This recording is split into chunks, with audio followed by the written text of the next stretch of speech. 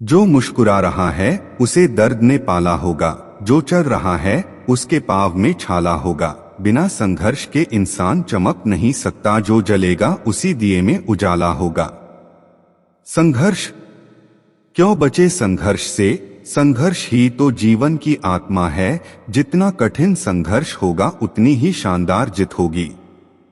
एक बार एक किसान भगवान से बहुत ही नाराज हो गया। किसान बहुत मेहनती था, बहुत मेहनत से वह खेतों में अनाज उगाता, उसकी देखभाल करता, पर अक्सर उसकी फसल खराब हो जाती। कभी सूखा पड़ जाता, कभी बाढ़ आ जाती, कभी तेज धूप, कभी आंधी, कोई न कोई कारण बन ही जाता कि उसकी फसल खराब हो जाती। एक दिन वह किसान गुस्से में आसमान की ओर देखकर भगवान से कहा, हे ईश्वर, आपको लोग सर्वज्ञता मानते हैं कि आप सब जानते हैं, कहते हैं कि आपके इच्छा के बिना एक भी पत्ता नहीं हिलता, पर मुझे तो लगता है कि आप छोटी सी छोटी बात भी नहीं जानते।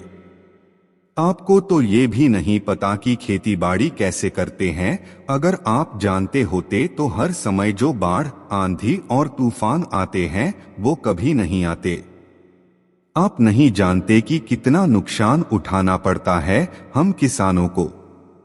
यदि आप मेरे हाथ में यह शक्ति दे दे कि जैसा मैं चाहूं वैसा मैं मौसम कर दूं, फिर आप देखना मैं अन्य के भंडार लगा दूंगा। भगवान इस किसान के तीखे वाक्य सुनकर मुस्कुरा रहे थे और वह किसान के सामने प्रकट होकर बोले, मैं आज से तुझे यह शक्ति देता हूं कि तुम अपनी खेतों पर तुम्हारी जैसी इच्छा ही तुम वैसा मौसम कर दोगे। मैं बिल्कुल भी दखल नहीं दूंगा, तुम्हारी इच्छा से सब कुछ होगा। किसान बहुत खुश हो गया। किसान ने गेहूं की फसल अपनी खेतों में बोई। जब उसे लगा कि खेतों को धूप चाहिए तो खेतों को धूप मिले, जब पानी बरसना चाहिए तभी पानी बरसा। आंधी, तूफान, बाढ़ कुछ भी उसने अपने खेतों पर आने नहीं दिया। किसान के खेत में इस वर्ष ऐसी फसल हुई जैसी कभी नहीं हुई थी।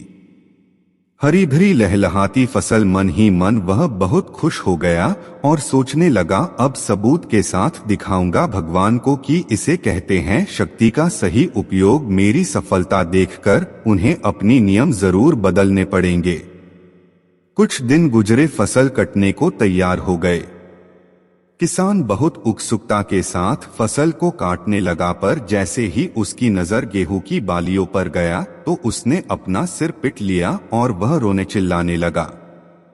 गेहूं की एक भी बाली के अंदर गेहूं का दाना नहीं था, सारी बालियां अंदर से खाली थी।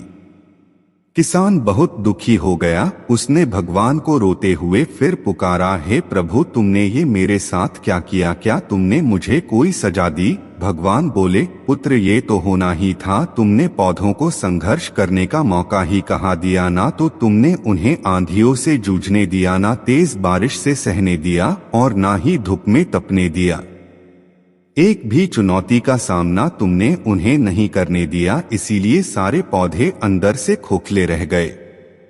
जब आंधी, तूफान, तेज बारिश और धूप पड़ती है तभी ये पौधा अपने अस्तित्व को बचाने के लिए संघर्ष करते हैं और इसी संघर्ष से एक बल पैदा होता है जिसमें शक्ति होती है, ऊर्जा होती है। और यही ऊर्जा पूर्ति तेरे गेहूं के दानों की तरह जो नहीं फूटी, तूने उन्हें कठिन परिस्थितियों से गुजरने ही नहीं दिया जहां उनके अस्तित्व का जन्म होता। सारे बालियां इसीलिए खाली है, इसमें एक भी गेहूं का दाना इसलिए नहीं है क्योंकि तुमने अपने पौधों को संघर्ष कराया ही नहीं। याद रखिए, स्वर्ण में सवर्णीय आभा तभी आती है जब वह आग में तपने, गलने और हथौड़े से पीटने जैसे संघर्षों से गुजरता है। कोयले का टुकड़ा हीरा तभी बनता है जब वह उच्च दाब और उच्च ताप की मुश्किल परिस्थितियों से गुजरता है। इसी तरह यदि हमारी जिंदगी में कोई संघर्ष ही ना हो, कोई चुनौती ही ना हो, तो हम भी गेहूं की बालियों की तरह खोखले रह जाएंगे, कोई अस्तित्व नहीं होगा हमारा। विपरीत परिस्थितियां, चुनौतियां, समस्याएं हमें और अधिक निखारती है। यदि जीवन में कठिन परिस्थितियां और चुनौतियां आए तो घबराना मत, बल्कि सामना करना।